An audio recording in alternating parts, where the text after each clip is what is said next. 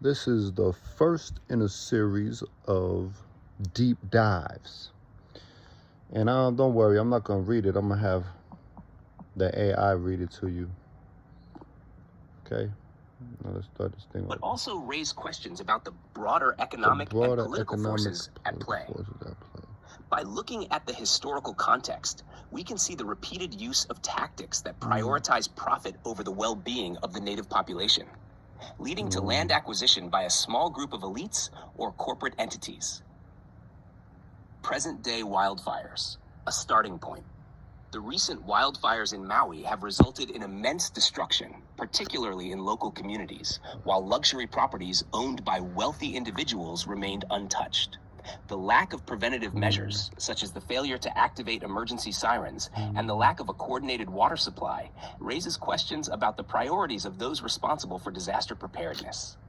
These failures disproportionately impacted local, less affluent areas, echoing historical patterns of neglect and exploitation. Third source. Historical context. Queen Liliuokalani and land dispossession. In the late 19th century, Queen Liliuokalani attempted to restore power to the native Hawaiian monarchy, but American and European business interests, primarily in the sugar industry, engineered a coup that led to the kingdom's overthrow. These elites were driven by profit, aiming to control Hawaii's fertile lands for agriculture and eventually tourism. With the U.S. military's backing, Hawaii was annexed and native Hawaiians were systematically displaced from their lands. This pattern of displacement and exploitation has continued into the modern era, where development and land ownership increasingly favor the wealthy 12th source, 14th source. Patterns of exploitation and land grabs. Over the last century, these same tactics have been repeated, with land being taken or acquired through legal, economic, or even environmental crises. After the overthrow of the monarchy, large corporations like the Big Five dominated Hawaii's economy, securing vast amounts of land for plantation use, and later for real estate development and tourism. The rise of luxury developments and resorts, owned by a small group of wealthy individuals or corporations, exacerbated the housing crisis for locals, pushing native Hawaiians further from their ancestral lands, 14th source. In recent years, the pattern of land grabs following disasters has become more visible. When natural disasters strike, such as the Maui wildfires, local landowners are often unable to rebuild due to high costs and inadequate insurance. Wealthy investors and corporations, on the other hand, can take advantage of these crises to buy up land at reduced prices, further entrenching economic inequality. This has occurred in places like Lahaina, where locals fear they will lose their land to developers, 12 source, 13 source. Global parallels. Tactics of land acquisition. The tactics seen in Hawaii are not unique. Similar strategies have been employed around the world to prioritize profit over local populations, often with devastating consequences. For example, lithium in North Carolina. As global demand for lithium skyrockets due to its importance in battery production, there have been efforts to acquire land in North Carolina for mining. This has resulted in local farms being destroyed by fires, raising suspicions that these environmental crises could pave the way for future land acquisitions. Amazon rainforest. In Brazil, large portions of the Amazon have been set on fire to clear land for agricultural use, benefiting large-scale cattle ranchers and soy farmers. These fires disproportionately impact indigenous communities, whose land is often seized or exploited in the process. Africa's land grabs. Across Africa, foreign investors have acquired vast tracts of land for agricultural development, often at the expense of local farmers and communities. Governments, incentivized by promises of economic growth, have frequently sided with these foreign interests, leading to widespread displacement, fourth source. Conclusion: a repeated global pattern. The devastation caused by the Maui wildfires fits into a broader global pattern where crises, whether natural or man-made, are used as opportunities to acquire land and consolidate wealth. In Hawaii, the same forces that displaced native Hawaiians more than a century ago continue to shape the island's economic and social landscape. These historical patterns of exploitation, profit-driven land acquisition, and the displacement of local populations are evident not only in Hawaii, but in many regions worldwide. Looking at these patterns provides insight into why the fires may not have been properly prevented or managed.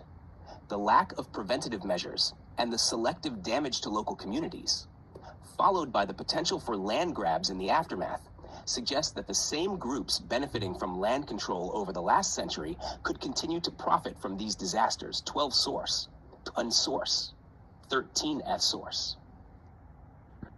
Right. So you got the sources, we got the patterns in Hawaii, and I could do a more of a deep dive into exactly how it happened in each indigenous community. But I like to stick to the broader elements of, it's happening all throughout America, all throughout the Midwest. North Carolina was having suspicious fires right before the hurricane. Of course, we know from Operation Popeye 60 years ago that making it rain is already a big thing. They put silver in the atmosphere and they make it rain. They was doing operations, like I said, 60 years ago that were working. They could make it that's used all over the world. So the fact that there was planes and all kind of suspected things, like planes that are used to do such a things, that was evident in North Carolina right before the hurricane, making it rain days before, flooding the grounds. I'm not saying they did it on purpose, but it just happens that it was so much flooding that is what escalates a hurricane. Otherwise a hurricane hits the land and it's pretty much, that's it.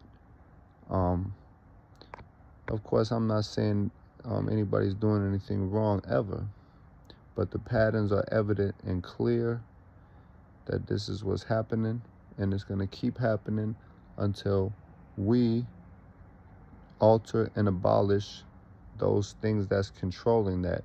So we have the duty to change it. We can't keep looking around, and how are we going to change the big things? We're going to change it by changing the little things, the way we respond to things. We don't have to respond with fear, guilt, shame, powerlessness.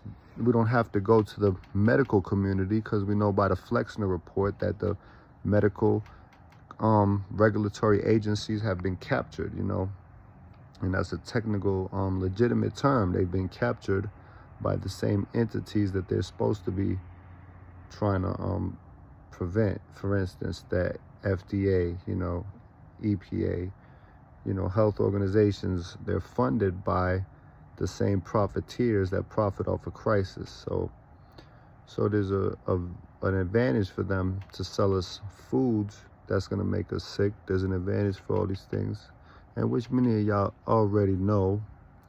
But what we need to know is how we can help ourselves with turmeric and black pepper, with cayenne peppers, with all kind of things that we've used for millions of years to stay healthy.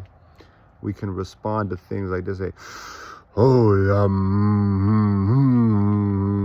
and now we got enough science studies to say, oh, humming and breathing immensely can help us. We don't have to respond by holding our breaths with fear. We don't have to respond by getting angry. They're attacking our amygdala, our brain functions.